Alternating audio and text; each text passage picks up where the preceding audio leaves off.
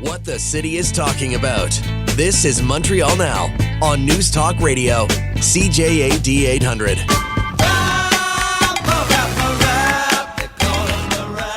Good afternoon. Dan Delmar and Robin Flynn in for Aaron just for today. He's back on Monday. That sound means it's time for James Mennie of the Montreal Gazette, and I'm delighted that James has a Moby Dick reference today in his criticism of the Premier. James.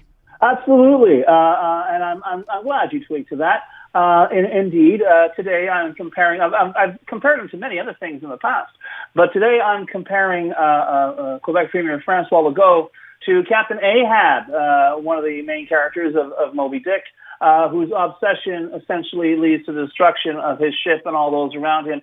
If that's a little too obscure, a little too esoteric for some of our listeners, let me put it to you this way. With the announcement today that the Quebec government, your taxpayer-funded government, will be putting out feelers internationally to see if anyone is interested in building the third link between Quebec City and Lévis. Yes, that third link.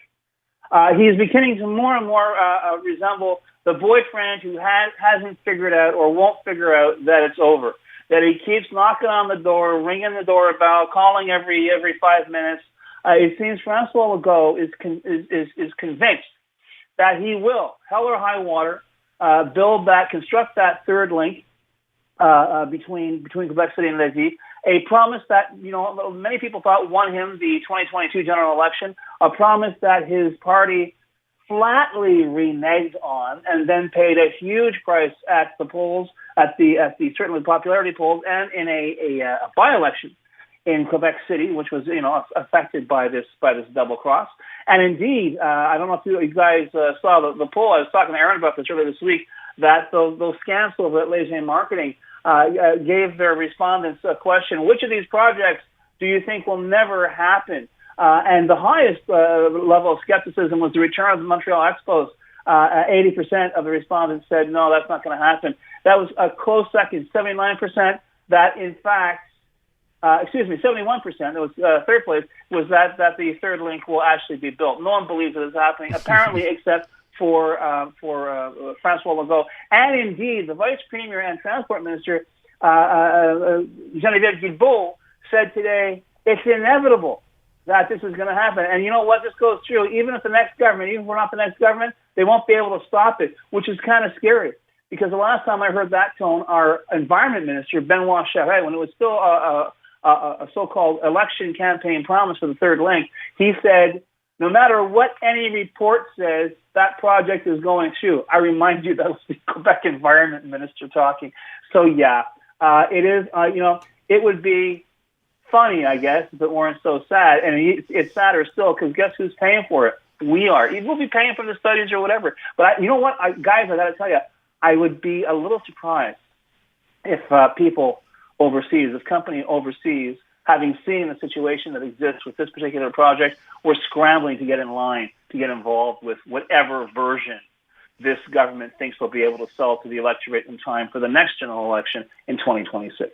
The CAQ has broken a lot of other campaign promises, so why are they making this the hill they want to die on? Because it was, it's an excellent point, but the thing is,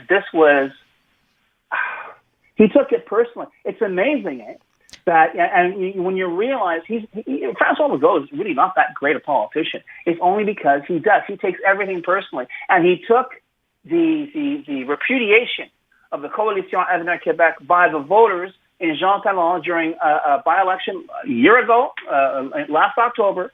He got tossed out. They installed a PQ-MNA, and then his numbers began to just tumble in the polls. And all of a sudden, this whatever this facade, this Wizard of Oz facade, if you will, that was really, really slapped together and buttressed by the experience during the pandemic, just began to collapse in on itself over and over and over again. And I have to tell you, and Dan, it's so funny, because when I look at this story, I think of you a lot, because I know you're involved in public relations. What a case study on how you can go from, how can I put it, 60 miles an hour to zero in less than 3 seconds, for no other reason than the fact that you simply made one mistake, but keep making it over and over and over again.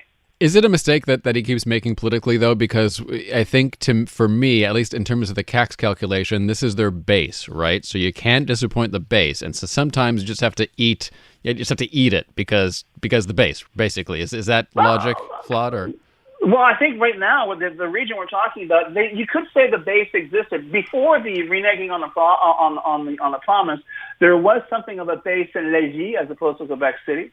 But now, there's the last poll that I saw shows that the CAQ is as popular as Anthrax in the Quebec City region, and it doesn't look like that's going to turn around anytime soon.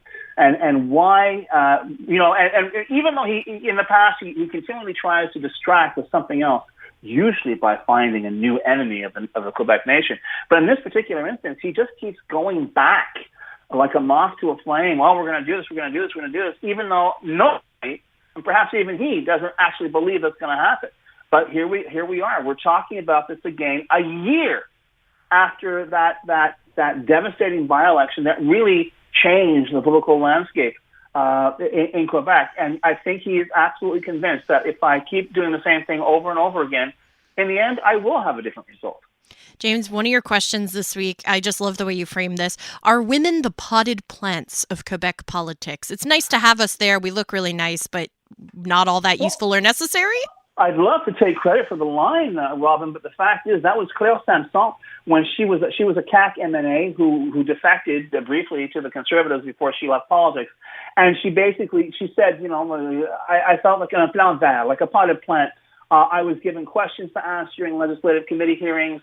My opinion was not considered. And what happened was a historian and researcher by the name of Alexandre Dumas, not the Three Musketeers guy, but another guy, essentially interviewed 21 former Quebec, MNAs, female MNAs, on why they left politics.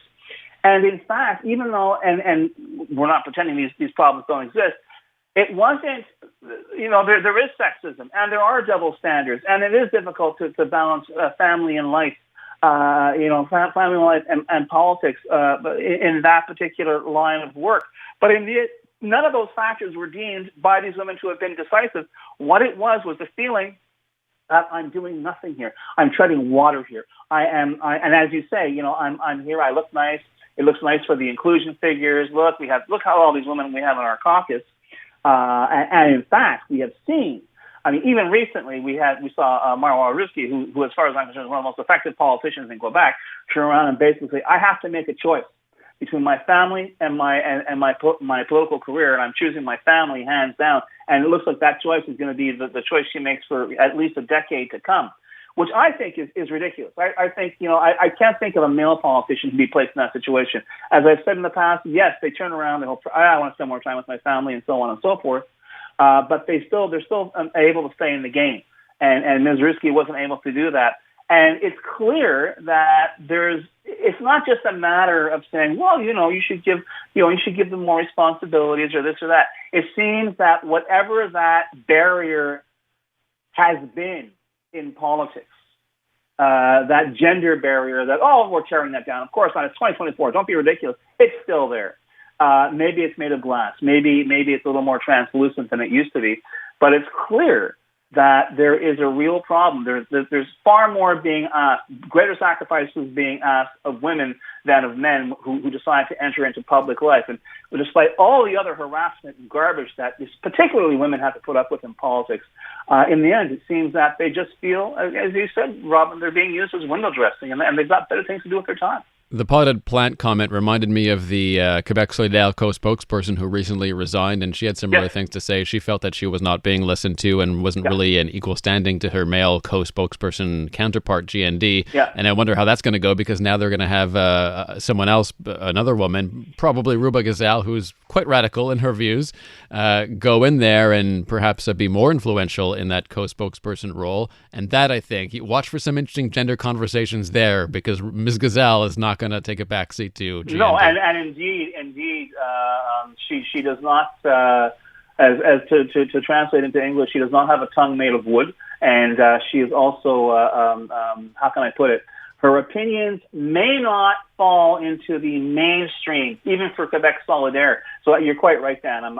I'm expecting very, very interesting topics to come out of her tenure as the co-spokesperson for Quebec Solidaire. Thanks, James. Have a good weekend. You too, guys.